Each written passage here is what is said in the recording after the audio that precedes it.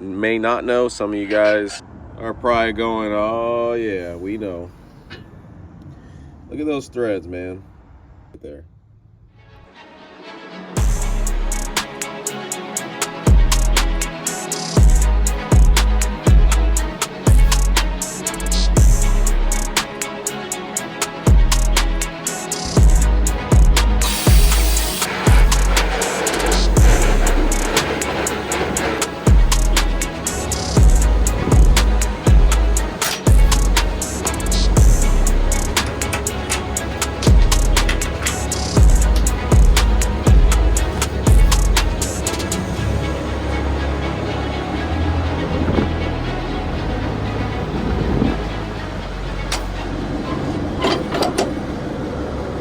Welcome back to the channel, guys.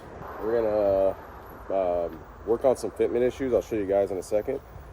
Basically, from the factory, the passenger side tank is kicked out with like a 2-inch spacer, and it shows when I have an eye panel on the truck. It shows it quite a bit. So today I'm gonna basically remove the tank and try to get those spacers out of there. Man, it's gonna be fun, but remove the tank, get the spacers out of there, and fix my eye panel. So I'll show you guys what's going on. So as you can see here, there's quite a bit of a gap in that spacer I was talking about. Is right there. So you have the bolt, spacer, frame. We need to take this spacer out and push the bracket in, and then this will sit like my driver's side. I'll go over there and show you. So the driver's side, this is how the eye panel should sit. It should have about that much of a gap. It should be really close to the tanks. And as you can see, that tank is, you can see where this panel falls. It's pushed in quite a bit more. And then the goal is here, the eye panel is basically lined up with the back of the tank. And what we want to do here is we want to move this eye panel and line it up with the back of the sleeper. So technically this is my back of the sleeper now that I have this shock box cover. You don't want to line it up with the actual back of the sleeper because that wouldn't look right. But if I line it up right here, that gets a little bit of depth between the fuel tank and the actual panel, and I think that'll give it a lot better look. So let's get to work. Thing looks crazy without an eye panel. Looks so stupid. I don't know, like maybe I'm just so used to it, but I feel like trucks that don't have eye panels, not the ticket. It just looks like you're missing something. Like, I don't know. I love that all my panels, like it makes the truck easy on the eye. Like it's easy and everything kind of flows, and it's only gonna get better right now. So let's get this tank off and let's get to it. All right, we're really tearing her apart now. The panels you put on the truck are literally like a make or break. Like, look at this truck. Doesn't even look the same.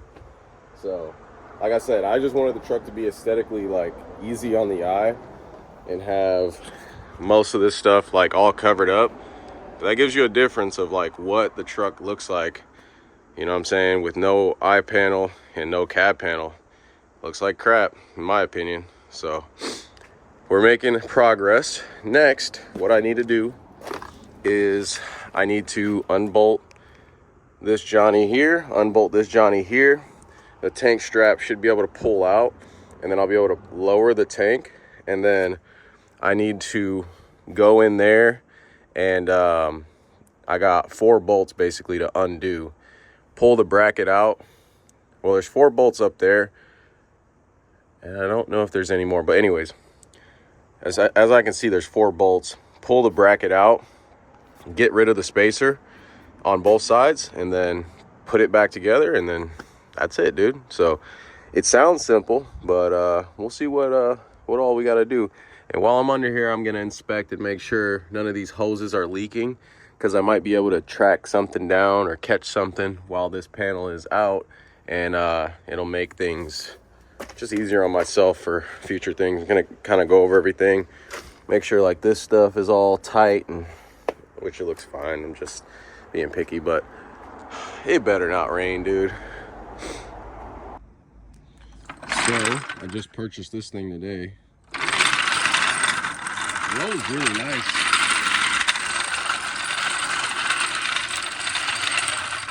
You know, jacks are pretty loud. This thing was pretty nice, but this is a motorcycle jack, and I'm hoping this is wide enough for me to just basically jack this Johnny up, and should be able to hold the. Make sure these are secure. Okay, that looks fine. Oh, so it's like adjustable. Okay, that's fine. I guess like if you had like a lower bike, you could take these off and just use this, but no, we need them. Okay. I'll just kind of center this up best I can.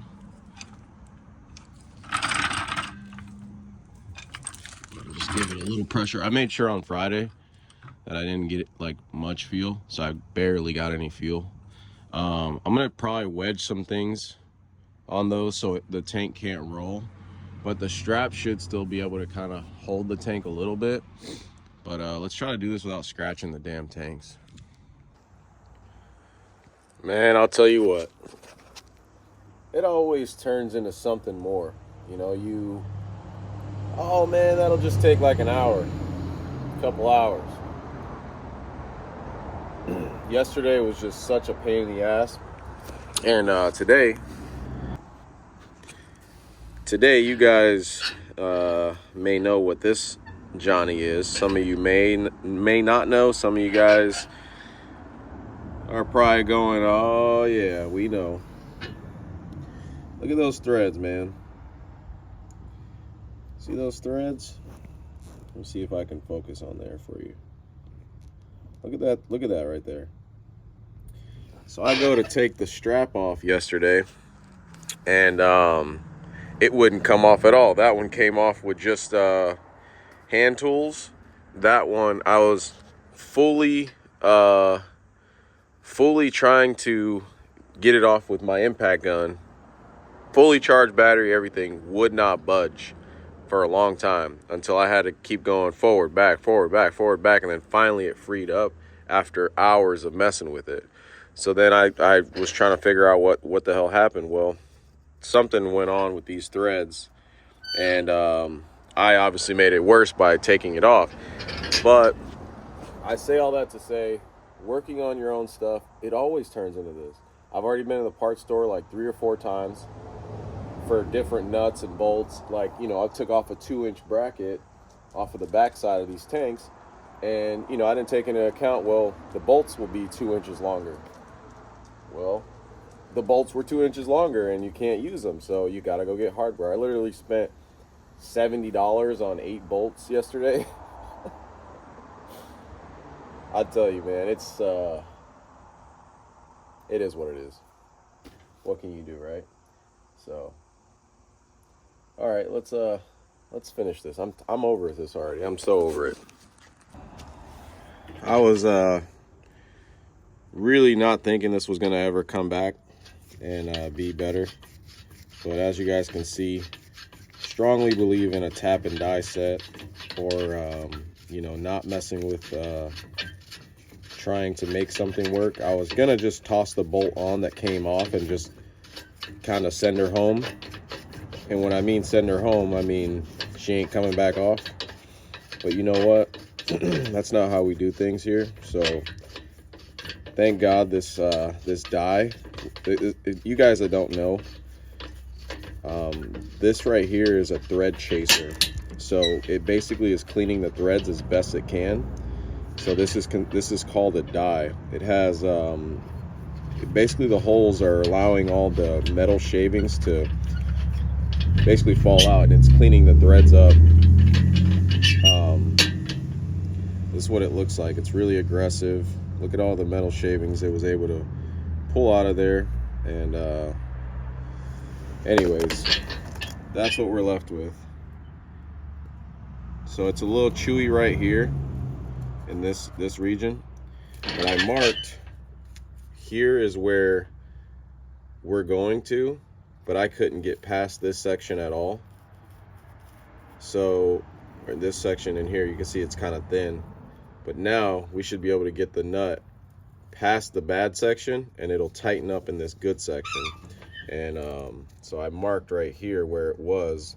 So we got plenty of thread left. I almost chopped this top off, but I wouldn't have been able to pull it. But now with threads chased, we're looking a lot better. So it's always something.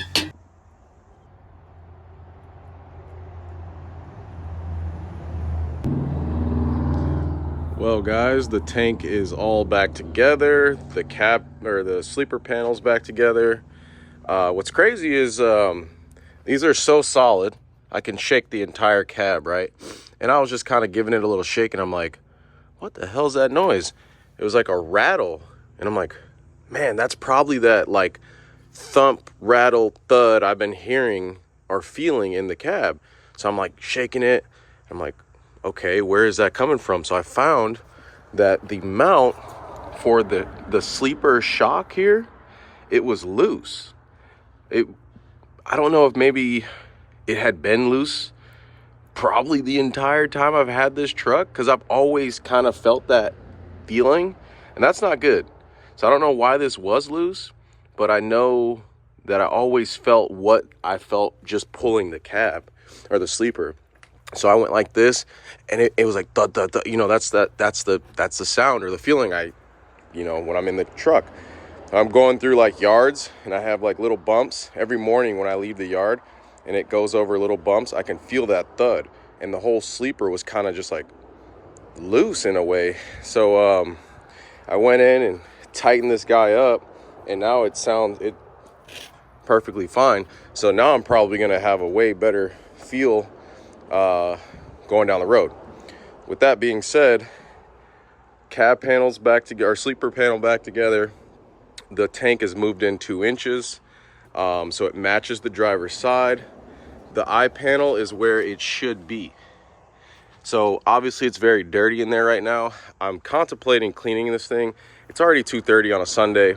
I've been working on this thing all weekend and I don't really want to wash it, but you guys know how it goes, man. I have to wash it. So I would like to show you guys the final product when I wash it up, to give you a better sense. Right now it doesn't look great, but here's the whole idea. When you put an eye panel down here, usually a lot of guys paint match them to the frame, but since my frame is black, I really didn't want to do that. I felt like it would get hidden under there and it would give the truck overall a different look that I wasn't really going for. Maybe one day it'll be black, but as of right now, I really like to keep it gray. But the whole idea is you want the back of the sleeper to line up with that cap or the eye panel down there, and it gives it some depth between the fuel tanks to differentiate fuel tank, eye panel, and everything else. So as you can see here, I've got it perfectly lined up on both sides. And yeah, look at the gap. I mean, you guys saw before. We are perfectly, I mean, that's how it should be, lined up really nice. So one thing I really want to do is I've got some new shocks and I'd like to try them out. But I want to show you guys real quick. I mean, we are lined up perfectly right. So that's the way I like to see it. I think that gives it a little bit better appearance. When this thing's all cleaned up, I think you guys will be able to really get a sense of what I'm talking about.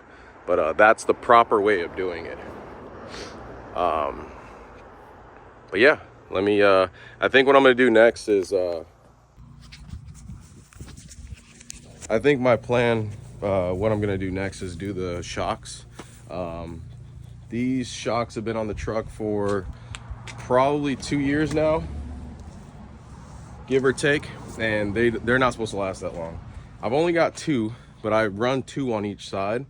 But I think what I'm going to do is they're a longer shock, so they should give me more travel in the front end. I think I'm going to run 1 shock tomorrow. It won't look good on the mount, but it will still work, and I'm going to run it crossways. So I'll run 1 here and 1 there.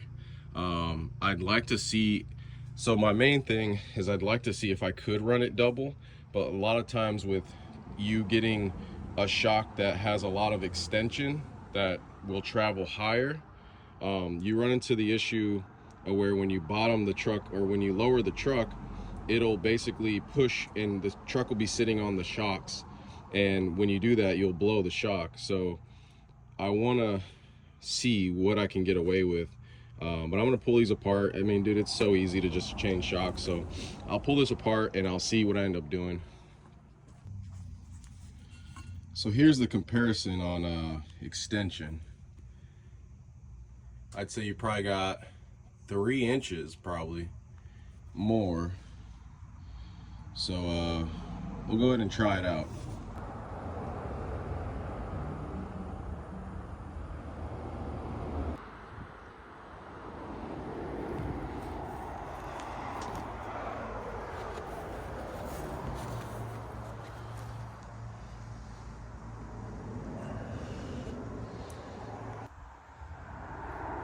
All right, so we're more than halfway through the wash. It's not the perfect wash. I don't have any of my stuff to really clean the wheels or anything. Wheels definitely need to be polished. That will definitely be in the next video, but I just need to basically do the cab. Sleeper's already done, tanks, eye panel. There are some pretty gnarly dirt marks on the inside of the tank over there that I'm gonna have to get in and degrease. But other than that, I think that looks a lot better. I'm happy with it. I just need to get the inside of the tanks on both sides as clean as possible. But yep.